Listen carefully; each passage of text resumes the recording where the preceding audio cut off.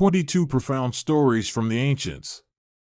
Life is like a fleeting shadow passing by a window. At some point, you will realize that simply living in good health and smiling peacefully each day is already a great happiness in life.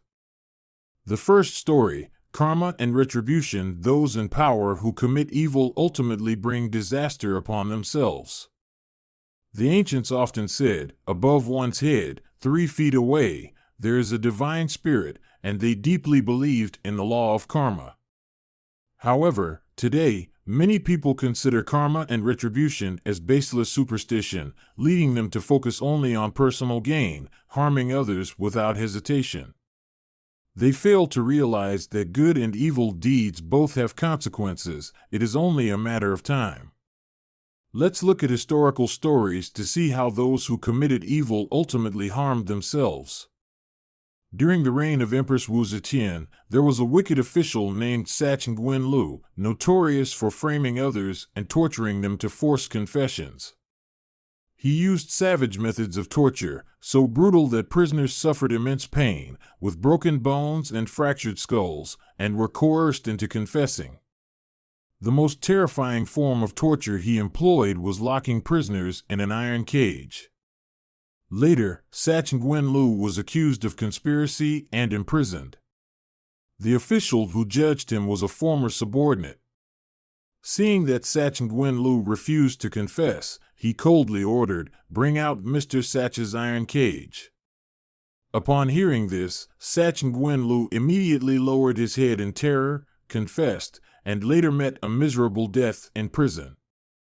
Another wicked official from the same era, Chu Hong, was also responsible for countless wrongful convictions. Chu Hong was accused of treason, and his judge was the notorious official Tuan Nen.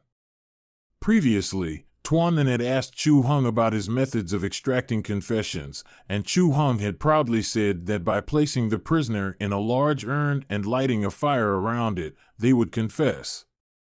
When Tuan Nen judged Chu Hong, he said, "Let's invite you and your urn in," terrifying Chu Hong to the point of sheer panic, making him bow and confess. Eventually, Tuan Nen himself was not spared retribution. He was accused and executed publicly, and the people rushed to tear his flesh out of hatred. The story of Lam Hai, an official of the Song dynasty, is another example. When he was appointed secretary of the Central Secretariat, Lam Hai often used literature to falsely accuse honest officials. Driven by a thirst for power, he drafted decrees to attack and defame upright scholars. He once admitted he had tarnished his honor but still chose power over integrity. After his superior Zhang Dun lost influence, Lam Hai faced continuous demotions, enduring painful illnesses that caused all his fingers to rot away, and his tongue ulcerated and fell off. This was the karmic debt he had to pay for his unjust deeds. These stories remind us that the net of heaven is vast and sparse, yet none escape its reach. Karma and retribution come sooner or later, and while committing evil might bring temporary success, the consequences will eventually come. Those who know to turn from their wrongdoing will have a path to redemption, but those who remain greedy and malicious cannot escape the consequences they create for themselves. The second story, only those who can endure mental suffering can accomplish great things. Mencius once said, "When heaven bestows a great mission on someone, it will first temper their will, subject their body to hunger and hardship, make their work difficult, all to shake their mind and build their resilience." In many cases, those with great missions often face countless trials before fulfilling their responsibilities. Enduring hardship is not only a way to strengthen one's will, but also a process that helps one gain a profound understanding of life. History records many sages to whom heaven granted noble missions, each of whom endured extreme suffering. For instance, Sima Qian, the great historian of the Western Han Dynasty, faced humiliating punishment when he dared to defend General Li Ling. Instead of choosing death, Sima Qian endured and went on to complete the Records of the Grand Historian, a monumental work that documented the entire history and philosophy of the nation. preserved for future generations. He overcame shame and adversity to create an invaluable legacy. In a conversation between the Taoist masters Han Zhongli and Lu Dongbin, they discussed why the Supreme Emperor allowed Wenchang Dijuan to endure hardship before achieving enlightenment. Han Zhongli explained that when Wenchang descended to the human realm, he was also subject to human arrogance and ambition. Only by undergoing trials and tempering himself through hardship did he break free from worldly temptations, gain deep insights into truth, and compose literary works rich in profound meaning, bringing value to posterity. Another prime example is the poet Li Bai. His famous poem Setting Out from Baidi City at Dawn was written right after Li Bai escaped the death penalty thanks to the emperor's pardon. Having endured a difficult life, Li Bai gained a deeper understanding of life's meaning, which gave his works their profound depth. This story conveys a precious lesson. Although life may plunge a person into misery, this is not necessarily misfortune but could be heaven's test. Hardship is simply an opportunity for one to strengthen oneself, mature, and achieve accomplishments that would be unattainable in ease. In moments that seem hopeless, there is always a way forward, and wonders await those who persevere. As the old saying goes, when mountains seem endless and rivers seem impassable, beyond the dim willows and bright flowers, a village suddenly appears. In the midst of towering mountains, when the path seems lost, one may persist and suddenly see a beautiful village hidden behind green willows and blooming flowers. The third story, the three greatest enemies of human life. Life has no shortcuts, and success comes from doing each small task well. But to achieve this, we must be aware of the three greatest enemies of life: extravagance, laziness, and arrogance. Failure due to extravagance. The ancients said, frugality is a virtue, while luxury is a vice. Many wise figures in history succeeded through thriftiness and fell due to extravagance. In his admonition to his son, Zhuge Liang wrote, "Cultivate oneself through calmness, nurture virtue through frugality." He taught that a simple life helps us to cultivate ourselves and maintain our virtues. In Hong Kong, businessman Li Ka-shing is known for his frugal lifestyle. Despite his wealth, he taught his two sons to use public transportation to interact with people from all walks of life and to learn from ordinary individuals. Frugality fosters discipline and clarity, protecting us from indulgence and luxurious pleasures. Failure due to laziness. Emperor Kangxi once advised his son, "Laziness is disaster." If you are lazy in studying, you won't achieve good results. If you're lazy in work, you won't succeed. Even if you inherit great wealth, laziness will cause it to vanish. The story of two horses illustrates this clearly. The hard-working horse gained trust and eventually took on all the work, while the lazy horse was slaughtered. Successful people are those who know how to motivate themselves and overcome laziness. Like the wooden fish in Buddhist stories, where the diligent fish is chosen as a symbol to remind people of the importance of hard work. Failure due to arrogance. Wang Yangming once said, "All sins and evils stem from arrogance." Arrogance makes people complacent, dismissive of others, and deaf to the advice of those around them. The Western Chu conqueror Xiang Yu is a prime example of arrogance. He didn't consider Liu Bang a rival, thinking himself stronger and more talented. But it was Liu Bang's humility and willingness to employ talented people that helped him turn the tide, leading Xiang Yu to a tragic end. Another example is Pang Wan during the Warring States period, who flaunted his talents without concealing them and boasted openly, earning the resentment of many. Ultimately, this arrogance allowed Sun Bin to exploit him, resulting in his humiliating defeat. In life, we must be vigilant against these three enemies. To preserve wisdom, we need to avoid a luxurious lifestyle, overcome laziness, and remain humble to learn. As Lu Jiuyuan of the Southern Song Dynasty once said, "Even if you don't know a single word, be an upright person." This reminds us that true success lies in morality and personal effort, not in seeking shortcuts to get what we want. The fourth story, the value of life. Fate may be predetermined, but life can be transformed through kindness and good deeds.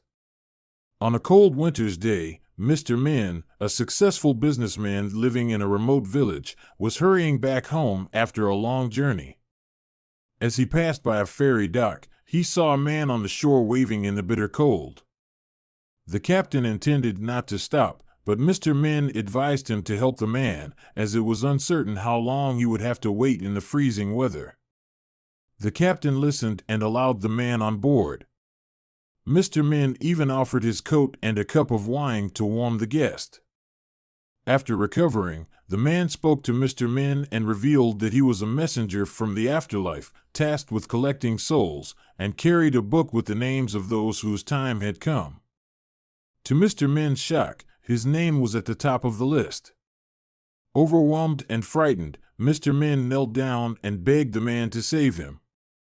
The messenger eventually agreed to help, moved by Mr. Min's kindness, and shifted his name to the bottom of the list, giving him a few more days to settle his affairs. On his way back, Mr. Min saw a young couple weeping by the roadside. The couple, burdened by poverty and unable to pay their taxes, had decided to sell the wife, and when they couldn't go through with it, they resolved to end their lives. Feeling compassion, Mr. Min gave them all the money he had to help them restart their lives, hoping they could make a fresh start. On the appointed day, Mr. Min went to the village temple as promised. The messenger returned, but with a sad expression, telling Mr. Min that he would not die because his kindness had moved the spirits of the afterlife. His fate had changed, as the ruler of the afterlife had decided to extend his life and bless his family. Indeed, from that point on, Mr. Min's life became fulfilled, with his children achieving great success and his family living in peace and happiness. Through this story, we understand that life is a divine gift and incredibly precious. Those who cherish it and help others will receive blessings in return, while those who act with cruelty, harm others, or disregard life will bear the consequences of karma. This profound message reminds us that only by returning to traditional values, respecting ethics, and cherishing life can we build a more peaceful and joyful society. The fifth story, the wise have no doubts, the virtuous have no worries. Confucius, with his profound thoughts on wisdom and virtue, imparted great lessons on how to live through his dialogues in the Analects. Confucius asked his disciples, "What is a wise person? What is a virtuous person?" The disciples gave different answers. Zilu said that a wise person understands themselves, while a virtuous person is someone others cherish. Zhigung believed that a wise person understands others, and a virtuous person is someone who cherishes others. Yin Hui thought that a wise person is one who clearly knows themselves, and a virtuous person is self-respecting and cherishes themselves. Confucius concluded, "The wise have no doubts, the virtuous have no worries, and the courageous have no fears." This means that the wise understand all matters, undistracted by anything unclear. The virtuous are unburdened because their kindness grants them peace, and the courageous have no fear in the face of adversity. Looking at the wisdom of Zhuge Liang during the Three Kingdoms era, whom the people regarded as a sage, we can see this principle clearly. Zhuge Liang knew that the Han dynasty could not be restored but still chose to serve Liu Bei out of loyalty and gratitude. His dedication and wisdom left a legacy not only in military strategy but also in loyalty, setting a standard of devotion and understanding for future generations. Another example of wisdom is the story of Tianji's horse racing orchestrated by Sun Bin. Sun Bin used a strategy of matching Tianji's medium and lower-grade horses against the opponent's superior horses, allowing Tianji to win 2 out of 3 races, thereby achieving victory and fame. This story demonstrates that wisdom is not only knowledge but also the ability to analyze and plan effectively. Great wisdom also lies in compassion, as Buddhist philosophy suggests that the material world is an illusion and that human suffering arises from personal attachment. The great Buddhist wisdom advises people to live sincerely, with compassion, free from the illusions that can consume them. This story helps us understand that wisdom is not only knowledge but also a profound understanding of life and others. The wise do not let vague illusions guide them, the virtuous live in peace, and the courageous advance without fear. This is a lesson in true wisdom and the enduring value of kindness, lighting the path for each person in life. The sixth story, the miracle after 100 times of patience. In life, every action is recorded and will be repaid accordingly, whether good or bad. The story of Zhang Baizhen is a testament to patience, tolerance, and the remarkable results that come from this virtue. Zhang Baizhen and his oath of 100 times patience. During the Tang dynasty, there was a man named Zhang Gongye, known as Zhang Baizhen because he swore to endure 100 things that others would find difficult to accept. He kept this vow throughout his life, never arguing with anyone and always being generous to others. The strange beggar and the final test. One day, during the wedding of his grandson, Zhang Baizhen invited many friends and guests. At that moment, a beggar appeared, asking to sit with the honored guests, and later requested to stay the night in the bride's room. The beggar's request shocked the family, but because of his compassionate heart, Zhang Baizhen agreed. The miracle the next morning. The next morning, when everyone entered the bride's room, they found that the beggar had disappeared, leaving behind only a golden statue, shining brightly, with 2 inscriptions: "Work diligently, and there will be no sorrow in life." In the palace of 100 times of patience, harmony will always endure. Zhang Baizhen realized that the beggar was none other than Tai Bai Jinxing, the Grand Marshal of the Gods, a deity who had come to test his patience. This story quickly spread, and everyone admired Zhang Baizhen's virtue and tolerance. Zhang Baizhen's story reminds us that patience and tolerance not only bring happiness to oneself, but also earn the respect of others and bring miracles into life.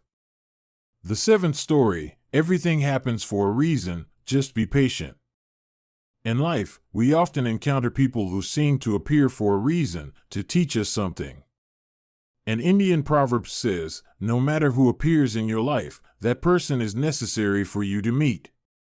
Buddha also said, every problem has an answer, and what you need is patience. The following story illustrates the value of waiting. One day, a traveler crossed a river and encountered a middle-aged woman struggling to get across to the other bank.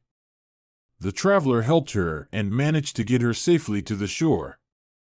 However, the woman quickly left without saying a word of thanks, causing the traveler to feel regretful and think that she wasn't worth his help. About an hour later, a young man caught up with the traveler and thanked him for helping his mother, offering him some dried food and the horse he was riding. By patiently waiting, the traveler received the gratitude he hadn't expected in a complete and surprising way. Some have said that the hardships we endure today, the responsibilities we bear today, and the pains we experience today will eventually become the light that guides our path. This is also a lesson learned by a king through a memorable story. This king was very fond of hunting and often went into the forest disguised with his prime minister. The prime minister would always say, "Everything is for the best." One day, the king shot a spotted leopard. When he approached to collect his trophy, the leopard, with its last strength, attacked and bit off part of the king's finger. The prime minister merely smiled and said, "Don't be upset, Your Majesty. Everything is for the best." The king became furious and ordered that the prime minister be imprisoned. A month later, when the king's wound had healed, he went into the forest alone. Unfortunately, he was captured by a tribe of natives who were preparing to sacrifice him to their gods. As they were about to burn him on the altar, they noticed that his hand was missing part of a finger, which made him unsuitable for sacrifice to their goddess. So, they released him. Upon returning to the palace, the king freed the prime minister and offered him a celebratory drink. He admitted that the prime minister's words had been right. However, he still didn't understand why the imprisonment of the prime minister was for the best. The prime minister explained, "Had I not been imprisoned, I would have accompanied you that day. When the natives saw that you were not whole, they would have likely taken me instead." The king, upon hearing this, couldn't help but laugh. Indeed, everything is for the best. Through this story, we understand that everything in life has its own arrangement. Difficulties and obstacles are merely tests, and sometimes they form the foundation for peace and good fortune later on. In life, we should practice patience and accept everything with a calm heart. Life is a grand picture, and every detail within it is necessary to create the whole of happiness and peace. Trust that everything you encounter is something you are meant to experience, and once you understand this, your soul will be more at peace, lighter, and freer. The 8th story, do not let greed become your own shackles. The ancient saying goes, life lies between two boundaries, birth and death.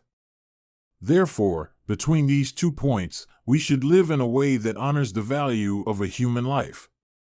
In Buddhism, there is an ancient story that illustrates this lesson.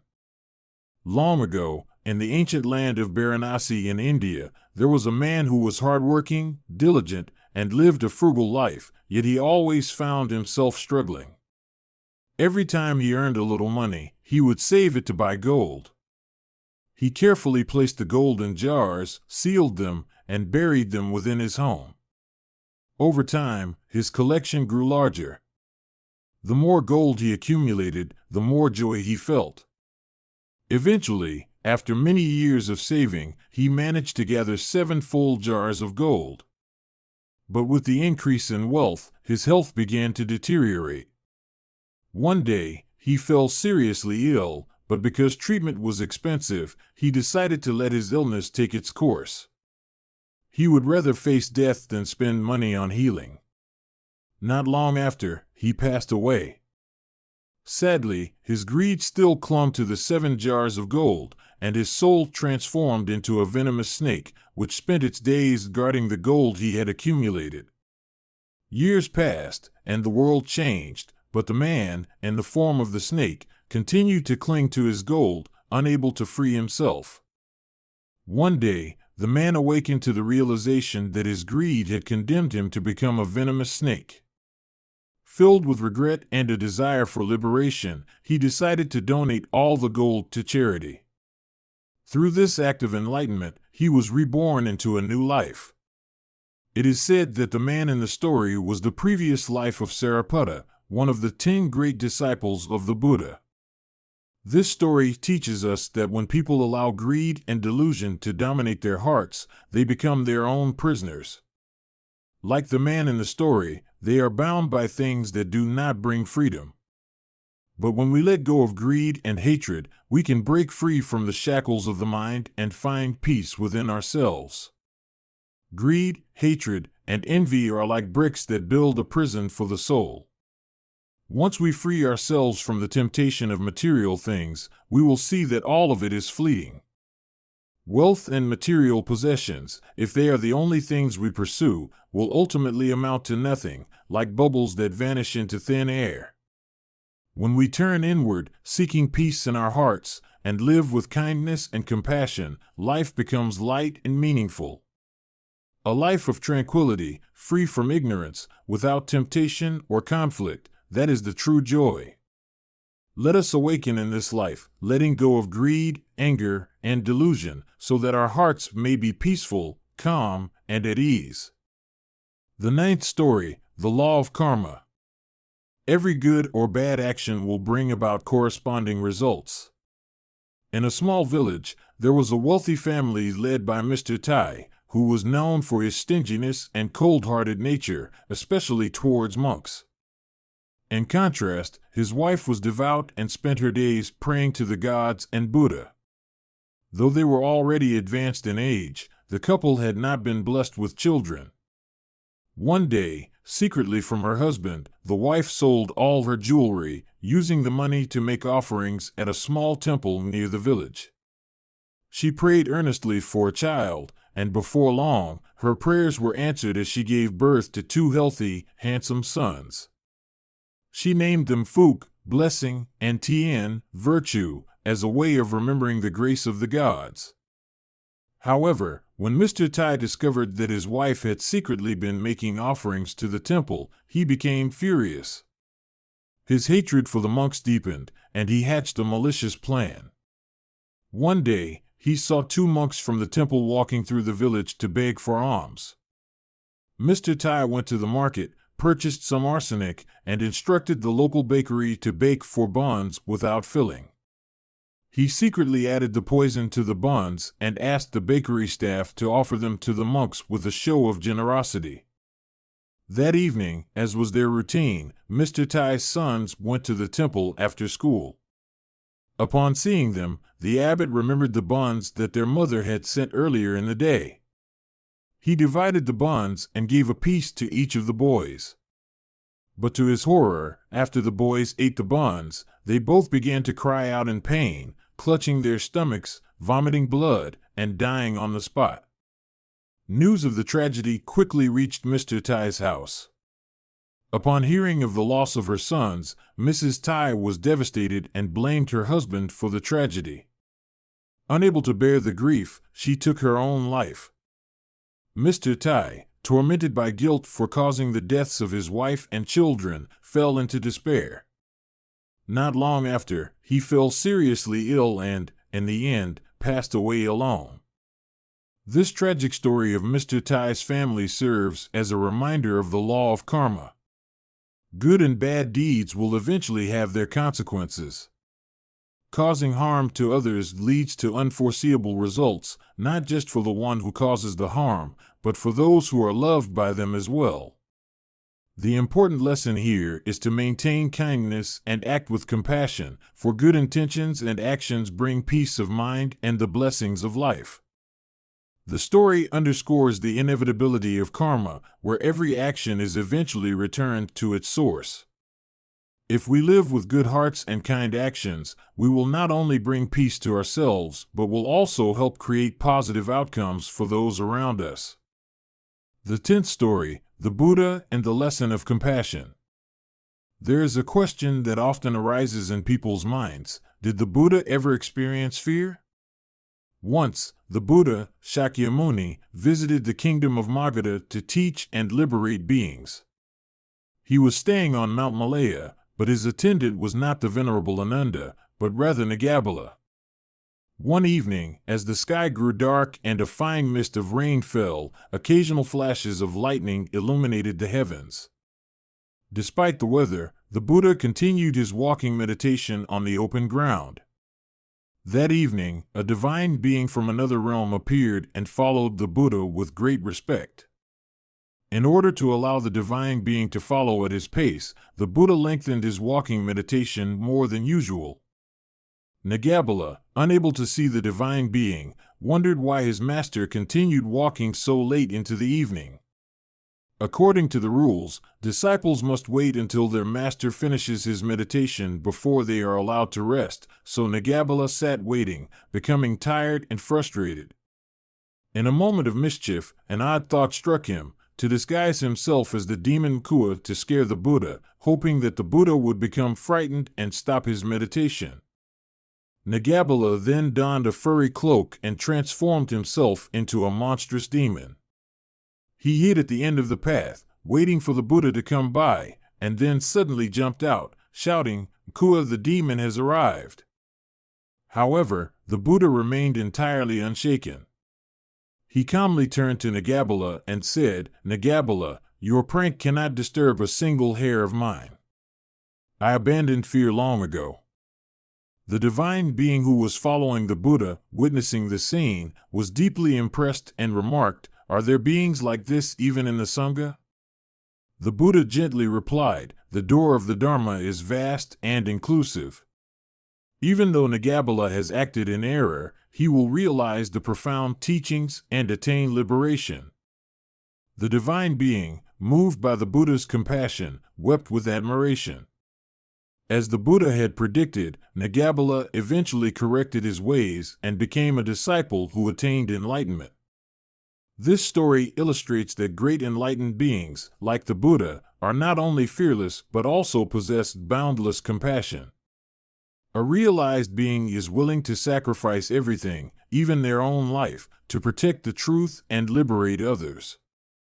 In the journey of practice, disciples may make mistakes, even foolish ones at times, but the infinite compassion of an enlightened being does not easily abandon them. The Buddha's compassion transcends human imagination, embracing all beings without exception. The 11th story, Between Talent and Virtue, which is the most important factor? In life, talent may be a stroke of luck, but virtue is the true foundation that supports lasting success. Ancient wisdom suggests that a person with talent but lacking virtue will find it difficult to accomplish great things. In fact, if virtue is lost, all achievements can be lost as well. Sima Guang and the classification of character. Sima Guang, a prominent official during the Northern Song dynasty, categorized people into 4 types based on the combination of talent and virtue. Sage, a person with both perfect virtue and talent. Gentleman, Junzi, someone with more virtue than talent. Fool, a person lacking both talent and virtue. Small-minded, Shaoran, a person with talent but lacking virtue, considered the most dangerous type. According to Sima Guang, when selecting people, it is better to choose the fool rather than the small-minded, because those with talent but without virtue can cause great harm. Emperor Kangxi and the standards for choosing people. Kangxi, the famous emperor of the Qing dynasty, always considered virtue to be the primary factor in choosing officials. He believed that talent was secondary. He argued that it was better to have someone with virtue but lacking talent than someone with talent but lacking virtue. A person with great talent but without virtue would only cause harm. Cultivating morality and its long-term meaning. The ancient text Huainanzi states, a person with virtue is self-confident and not easily swayed by praise or criticism. A person who knows contentment will not be tempted by material wealth. This emphasizes the importance of self-cultivation and moral development. People who understand their nature do not chase after unattainable things and are not easily tempted by fleeting materialism. The strength of virtue versus talent. In the classics, there is a saying, a person with good morals can achieve strength, even with little talent. A person without morals, even if intelligent, is likely to fail. The ancients believed that virtue is the bedrock that helps people overcome life's challenges. Just as a swimmer needs skill, not just physical strength, virtue is the skill that every talent requires in order to be sustained. Talent may help someone achieve short-term success, but virtue is what leads to long-term and enduring success. A person who cultivates virtue will build a solid foundation for their talent. Only when talent serves virtue can a person truly reach the highest level in life. The 12th story, Zhuge Liang and the 3 Wise Principles for Life. Zhuge Liang, one of China's greatest strategists and statesmen, taught that in life, to truly succeed and avoid major mistakes, one must possess 3 key forms of wisdom: the wisdom to recognize others, the wisdom to foresee the future, and the wisdom to know oneself. These are not just intellectual qualities, but also the art of living, helping individuals navigate challenges and seize opportunities. The wisdom to recognize others. This is the most important lesson that Zhuge Liang emphasized. A wise person does not judge others based on mere words or superficial impressions, but evaluates through small details and their behavior during difficult times. For Zhuge Liang, The greatest result of recognizing people was his loyalty to Liu Bei. Although Liu Bei initially held little power, his kindness and humility, demonstrated by his repeated visits to seek Zhuge Liang's counsel, won Zhuge Liang's trust and commitment to serve him faithfully. In practice, understanding a person accurately requires more than just surface-level judgments. Time is needed to truly see someone's character. As the saying goes, through long roads, you know the strength of the horse. Through long days, you know the heart of a person. Even the closest people to us may only reveal their true nature during times of adversity. The wisdom to see ahead. A wise person not only perceives the present, but also identifies small signs that predict the future. When Liu Bei visited Zhuge Liang 3 times to seek advice, Zhuge Liang recognized Liu Bei's talent and vision and immediately formulated the Longzhong strategy, predicting that the world would be divided into 3 parts. In another story, a wealthy merchant named Wan Yi during the Ming Dynasty avoided disaster through his ability to foresee the future.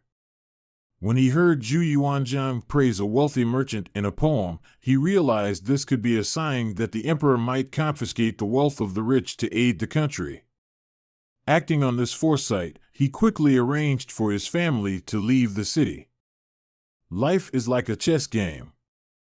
Ordinary people think only one move ahead, while wise people think many moves ahead. The ability to foresee helps one prepare thoroughly, seize opportunities, and avoid danger. The wisdom to know oneself. This is the wisdom of self-cultivation and maturity. Knowing oneself means understanding one's abilities, neither being overly proud nor overly humble.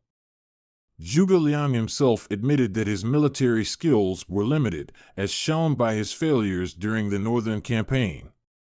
He knew his strength lay in formulating strategies and advising, rather than in direct command of the military.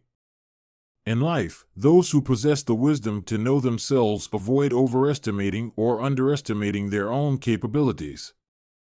This self-awareness leads to stable success, and they continue to progress without unnecessary setbacks. Life may present challenges, but if we master these 3 forms of wisdom, seeing ahead, knowing oneself, and recognizing others, we will know how to navigate and overcome the trials that come our way. The 13th story, the tragic end of the flatterer, Dang Tong, during the Western Han Dynasty. Dang Tong serves as a stark example in history of the inevitable failure and tragic end of a sycophant. Despite coming from a humble background and lacking exceptional talents, Dang Tong rose to power through cunning, manipulation, and sycophantic flattery, eventually winning the favor of Emperor Han I. He was granted wealth and power, but in the end, Dang Tong could not escape his tragic fate, being deposed and dying in poverty. Greed and flattery do not create a lasting foundation. Dang Tong knew how to win the favor of Emperor Han I through clever words and acts of flattery. He would endure hardships for the emperor's sake and always made sure to appear loyal. As a result, Dang Tong was granted high office and allowed to mint coins from copper mined in the Yindao district of Shu. However, his rise to power was not due to his actual talents, but was a result of royal favoritism. Dang Tong became wealthy and well-known, but his success was built on transient affection, not real ability or merit. Inevitable failure when lacking talent and virtue. When the Crown Prince Liu Kai, later Emperor Han Jing, realized that Dang Tong had a negative impact on his relationship with his father, the emperor, he grew to despise him. After Emperor Han I passed away and Liu Kai ascended to the throne, Dang Tong quickly lost all privileges. He was demoted to a commoner, his wealth and power were confiscated, and he ultimately had to live in extreme poverty until his death. A lesson on integrity and self-reliance. The story of Dang Tong teaches us that to succeed and maintain one's position, one must rely on talent, virtue, and genuine contributions. Those who achieve success through manipulation and power are often doomed to fleeting success, and their eventual downfall is inevitable. As the philosopher Lu Jiuyuan of the Southern Song dynasty once wrote, a person may not know a single character, but they must know how to live uprightly. The rise and fall of Dang Tong illustrates that advancement without merit, based on sycophantic actions and dishonesty, leads to tragic consequences. This story serves as a reminder of the importance of virtue and talent in life, urging us to avoid unethical actions and to build our success on the strength of our own abilities. True success is grounded in integrity and the ability to contribute meaningfully, not in deceit or flattery. The 14th story, the degree of torture and the integrity of death row prisoners under Emperor Taizong of the Tang Dynasty. During the reign of Emperor Taizong of the Tang Dynasty, the country reached a level of legal governance and justice that became a model of excellence in Chinese feudal history. Not only was the legal system firmly established, but the spirit of respect for trust and the emperor's compassion left a lasting legacy of mercy and moral integrity. One of the most famous stories from this era illustrates Emperor Taizong's belief in trust and integrity, where he allowed death row prisoners to return home to reunite with their families during the new year, only for all of them to return on time to fulfill their sentences. This act of trust and sincerity left an indelible mark on the history of Chinese law and governance. The notable case at Changzhou. In the early years of the Jingguan era, a large conspiracy to rebel was discovered in Changzhou, causing widespread shock. Many people were suspected, arrested, and quickly thrown into prison, overloading the jail. Emperor Taizong, embodying justice and compassion, sent the senior official, Cui Rinxian, to Changzhou to investigate and handle the case. Upon arrival, Cui Rinxian ordered the shackles to be removed from the prisoners, allowed them to bathe, and ensured they were well fed. Rather than using strictness, he offered words of comfort to ease the prisoners' anxiety. After several days of thorough investigation, Cui Rinxian discovered that only a dozen or so of the suspects were actually involved in the rebellion, while the rest were innocent victims of false accusations. He decided to keep only those truly guilty of the crime and released the rest. This decision sparked controversy within the court, especially from the Minister of Justice, Sun Fuji, who worried that such leniency would cause unrest. However, Cui Rinxian firmly believed, when executing a person or cutting off a limb, it must be done with ceremony. How could one, for personal comfort, let the innocent suffer unjustly? He was resolute in his decision and was willing to take responsibility if his judgment was mistaken. Taizong's compassionate legal reforms. Emperor Taizong was known for his compassion and meticulous care in legal matters. Not only did he entrust major cases to honest and fair officials like Cui Rinxian, but he also instituted rigorous appellate procedures. The Tang legal system required 3 rounds of review before carrying out a death sentence, ensuring accuracy and humanity in the process. If, after 3 reviews, Emperor Taizong still had concerns, he was willing to extend the review to 5 times to ensure no one was wrongfully sentenced. Moreover, Emperor Taizong also established the right of prisoners to appeal. If a prisoner disagreed with the verdict at the county level, they could appeal to the district level. If the appeal was still rejected, they could bring it to the provincial minister, who would carefully review the case. If doubts persisted, the case would be escalated to the 3 courts, the Ministry of Justice, the Supreme Court, and the Censorate, the 3 highest judicial bodies in the empire, for thorough examination. Death row prisoners and the integrity of keeping one's word. One of the most remarkable stories about Emperor Taizong's compassion and integrity was his decision to allow death row prisoners across the empire to return home for the new year to reunite with their families. This was a bold and unprecedented move. In the 6th year of the Jingguan era, there were 390 death row prisoners throughout the empire. Instead of keeping them in prison awaiting execution, Emperor Taizong issued an order allowing all prisoners to go home, with the agreement that they would return to their cells by the autumn of the following year to face execution. The extraordinary part of this story is that when autumn arrived, none of the prisoners had escaped, all returned on time to fulfill their commitment. Moved by their sincerity and respect for their word, Taizong decided to pardon all the death row prisoners, granting them a reprieve. This decision was not only an act of mercy but also a recognition of the inherent goodness and character of human beings. Emperor Taizong believed that trust and compassion would have a greater effect than any punishment. His amnesty not only saved many lives, but also left a profound lesson about fairness, justice, and humanity, which became a guiding principle for future dynasties. The legal system and torture under the Tang dynasty.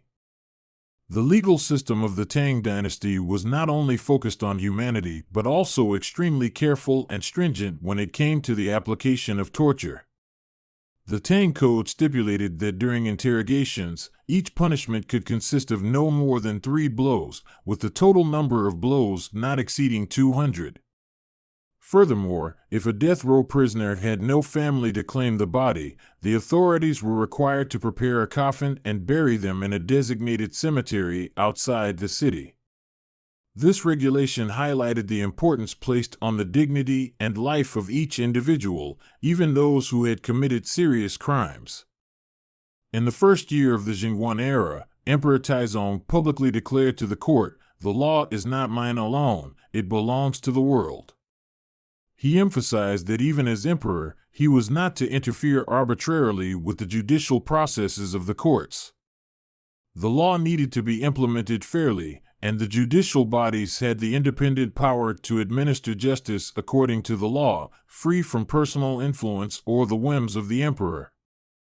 The reign of Emperor Taizong of the Tang dynasty is remembered not only for its legal advancements but also for its moral and ethical values, which emphasized trust, integrity, and compassion. The stories of death row prisoners and Taizong's decision to grant them a reprieve illustrate the importance of these values in governance and law. His legal reforms, which balanced justice with humanity, set a high standard for the practice of law, making the Tang dynasty a symbol of both legal and moral excellence. The lessons of compassion, fairness, and trust under Emperor Taizong's rule are timeless. They remind us that, no matter how society evolves, the core values of integrity, justice, and mercy are essential to maintaining a stable and humane society. The 15th story, when facing setbacks, don't dwell in regret. Life is a long road with both smooth paths and rocky terrains. Success often brings confidence, but failure can lead to self-doubt and discouragement.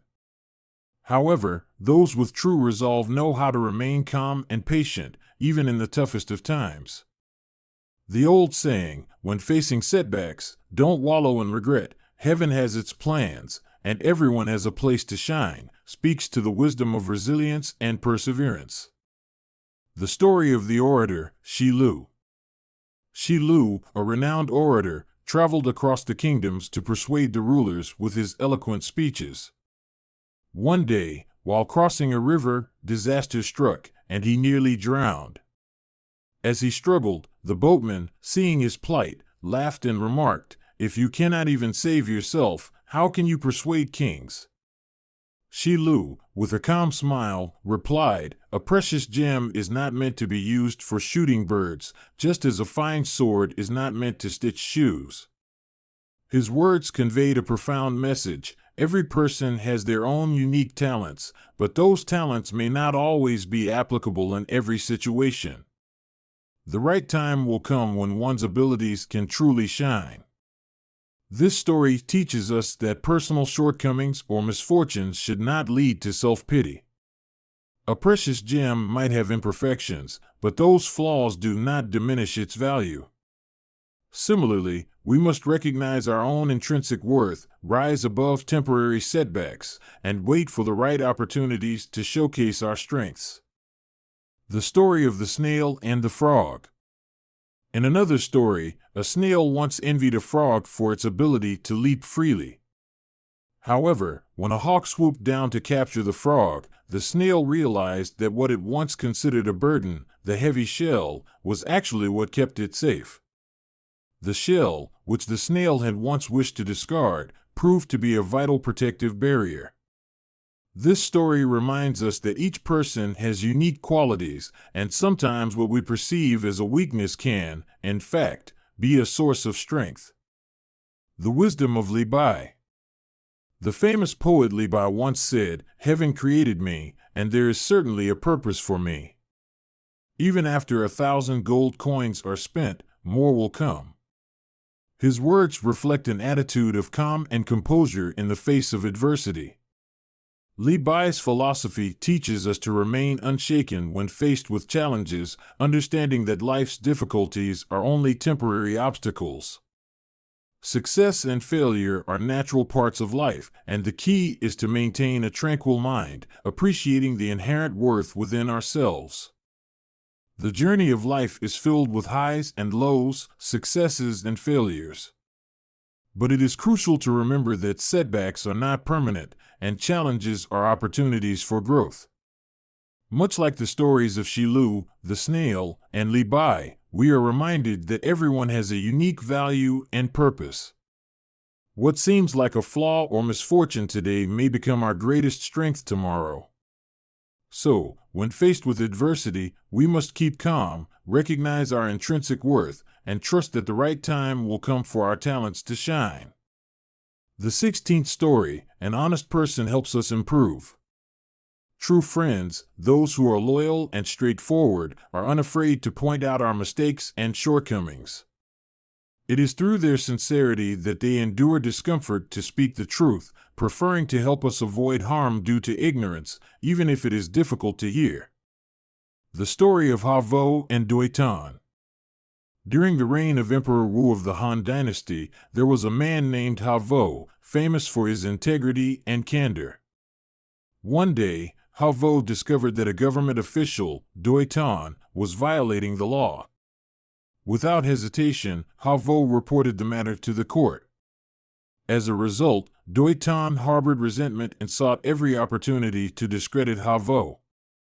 Years later, Tan's son committed a crime and was brought before Vo for trial. Tan, expecting that Vo would seek revenge, was shocked when Vo, true to his fair and just nature, judged the case impartially. Thanks to Vo's fairness, Tan's son was spared the death penalty. Deeply moved by Vo's righteousness, Tan eventually became his close friend, and they developed a strong bond. The wisdom of straightforward words. The old saying, "Bitter medicine cures sickness, honest words hurt the ear," encapsulates the value of straightforward advice. While such words may be unpleasant in the moment, they help us avoid significant mistakes. However, sincerity must be coupled with wisdom. Offering criticism should be done carefully and thoughtfully, as the manner in which we give advice can make a big difference in how it is received and whether it causes unnecessary harm.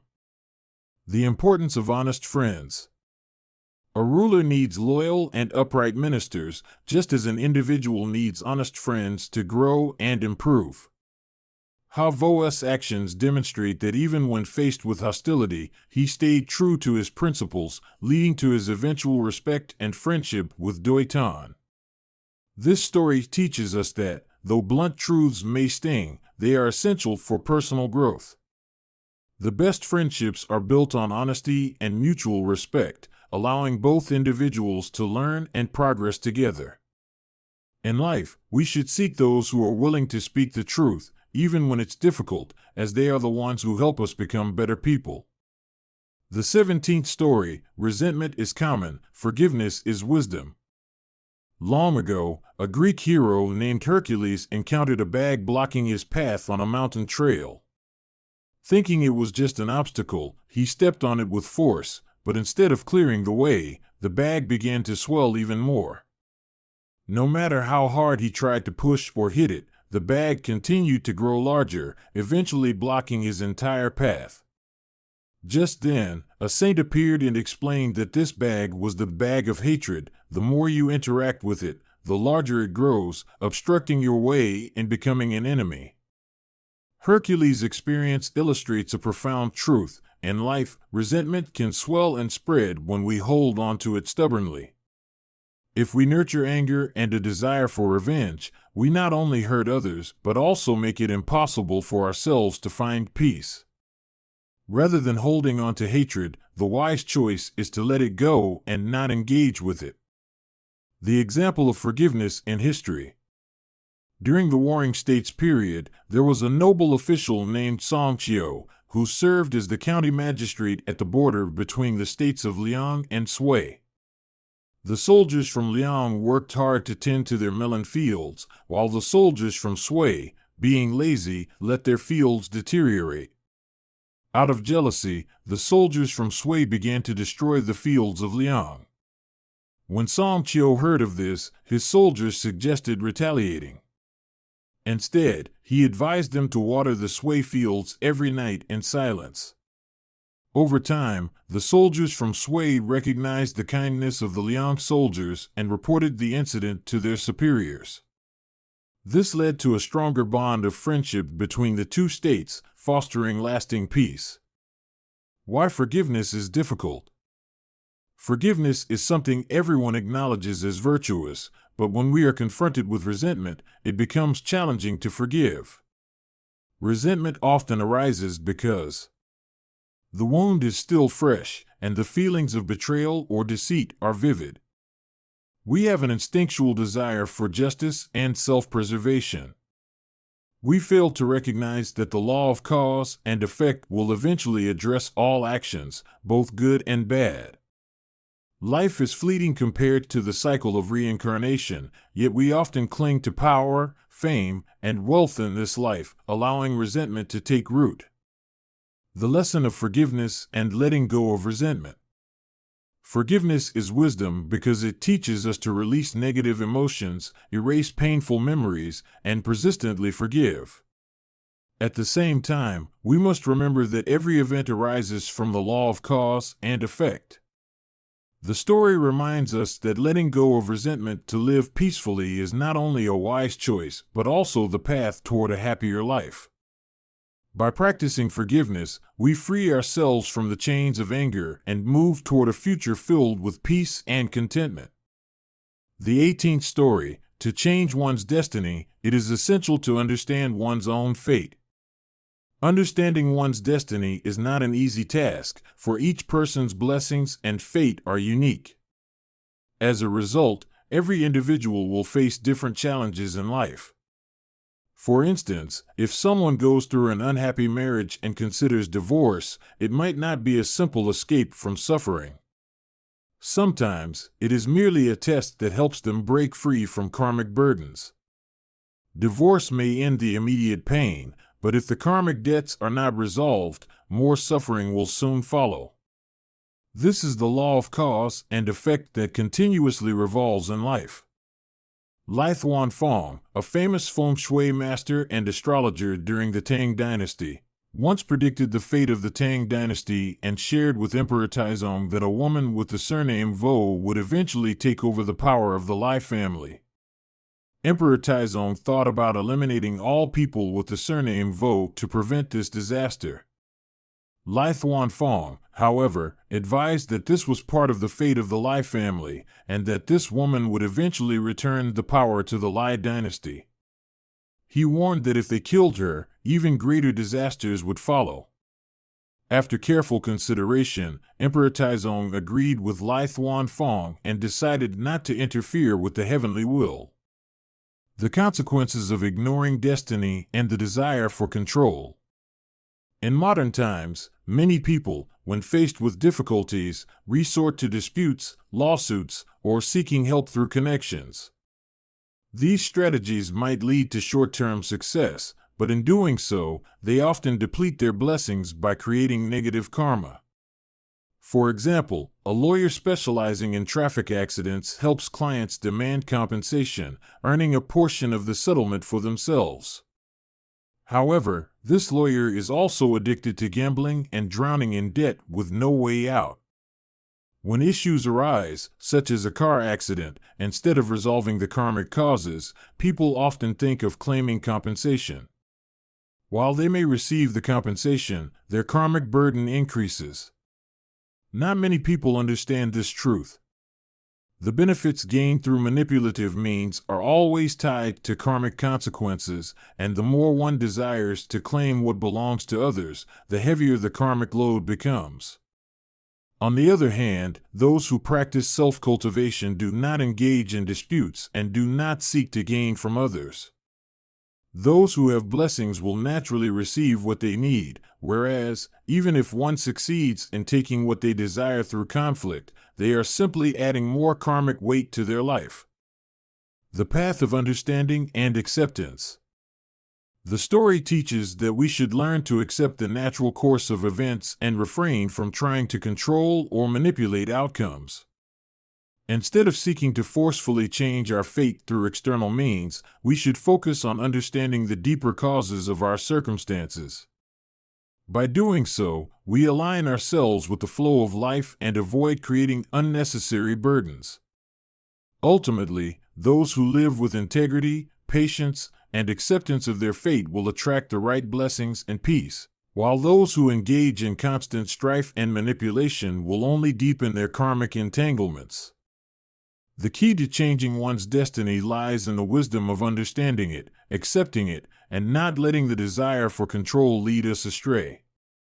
In this way, we can live more harmoniously with ourselves and the world around us. The 19th story, what is fate? Is fate something predestined by the heavens?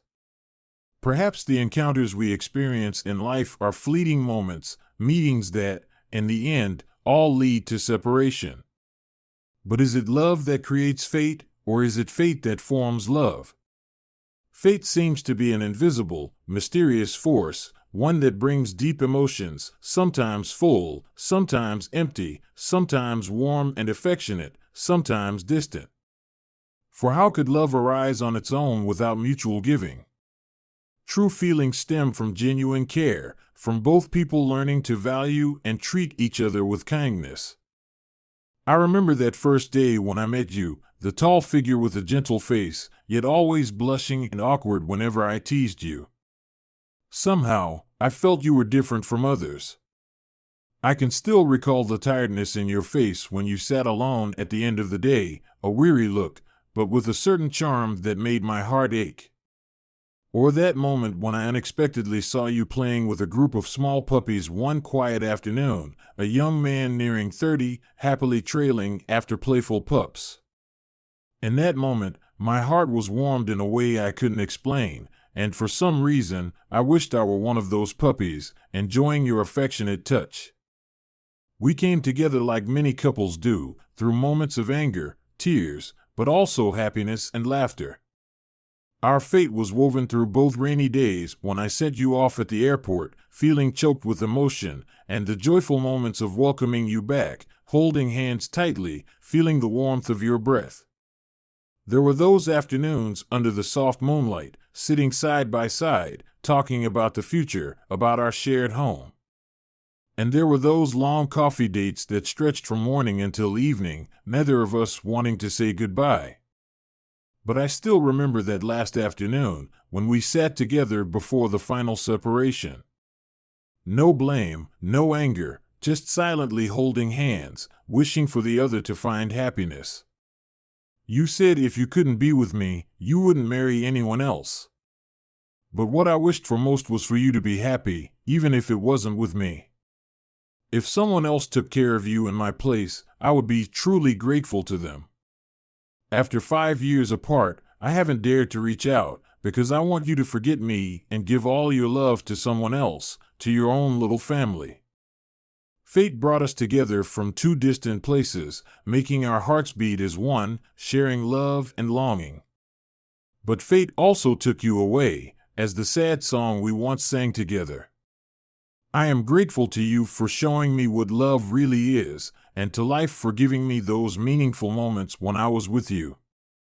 Indeed, fate brings people into our lives that we must cherish and appreciate so we can learn to love and live more fully. In life, countless people will come and go, but only a few will leave a deep, lasting impression on our hearts. A soulmate doesn't need constant contact, but once bonded, they will always hold a special place in our hearts. Fate, no matter how deep, can drift apart if it isn't cherished. Even the closest relationships, if not nurtured, will fade, leaving only vague memories. As time flows like an endless river, having someone by your side makes life more meaningful.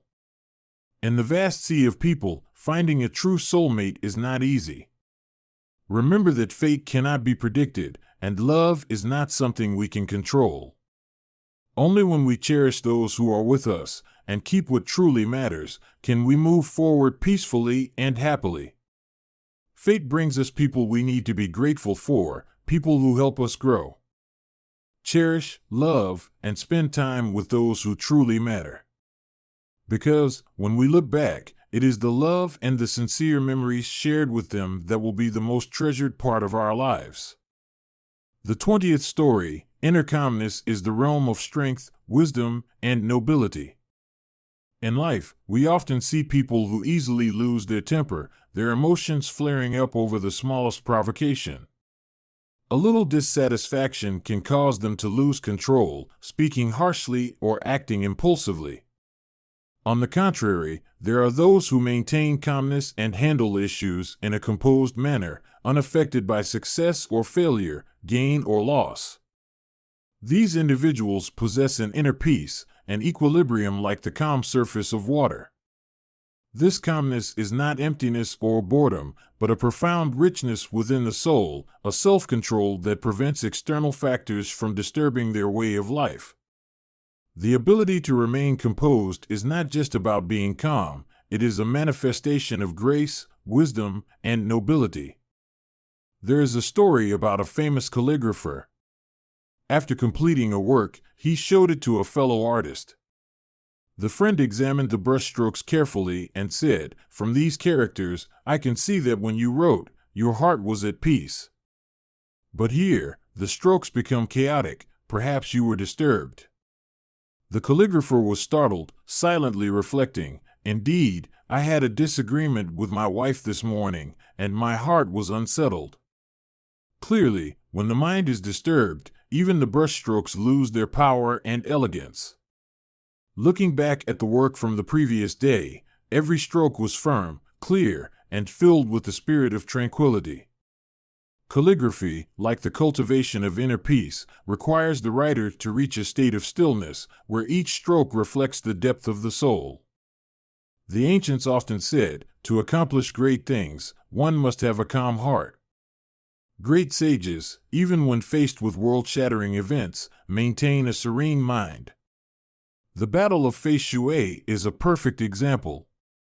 With less than 10,000 soldiers, the Eastern Jin army faced 100,000 troops from the Western Qing. In this desperate situation, General Tan remained calm, playing chess without any sign of panic. When news of the battle reached him, he glanced at it and continued his game, casually telling those around him that their army had won. His composure was a reflection of his unwavering strength and unshakable confidence. There is a saying, when you have food in your hands, you have no fear in your heart. When one is certain of something, they will not be shaken.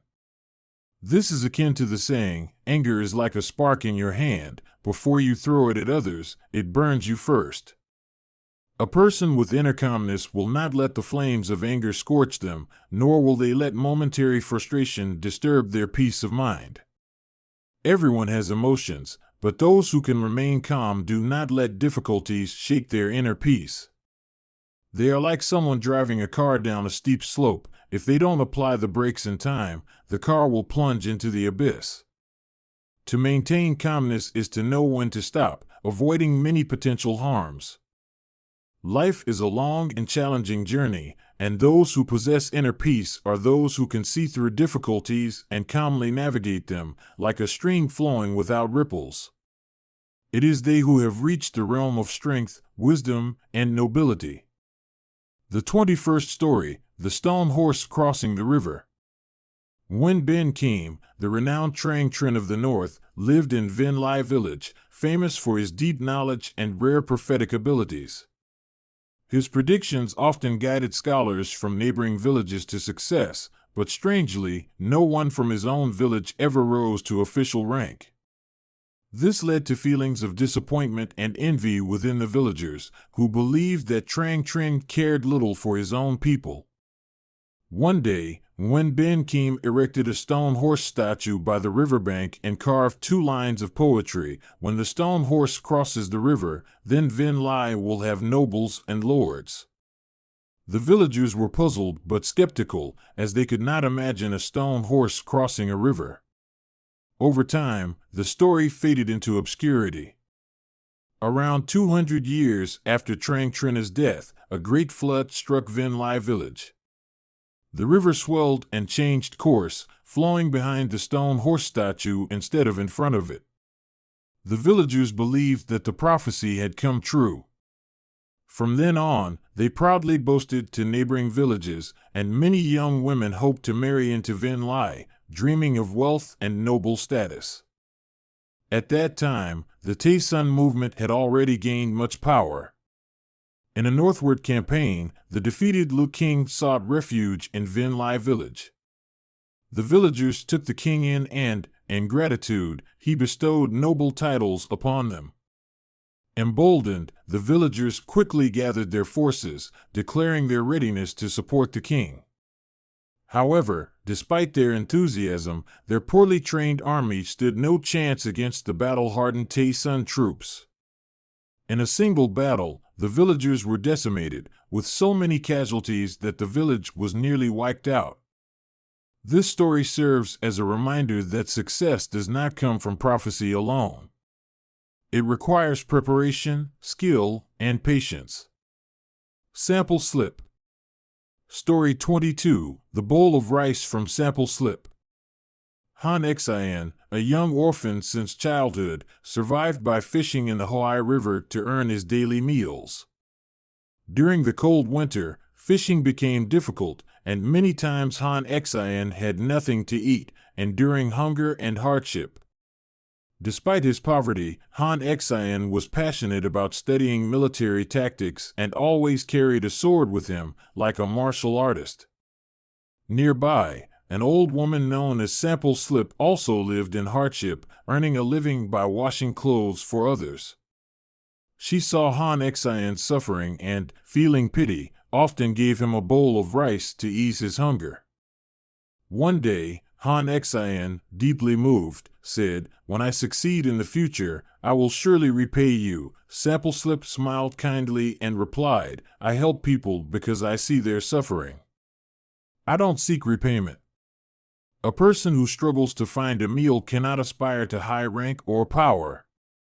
Her words made Han Xian feel ashamed, and from then on, he did not dare to accept any more rice from her. However, Sample Slip still continued to place a bowl of rice in front of his shelter every day.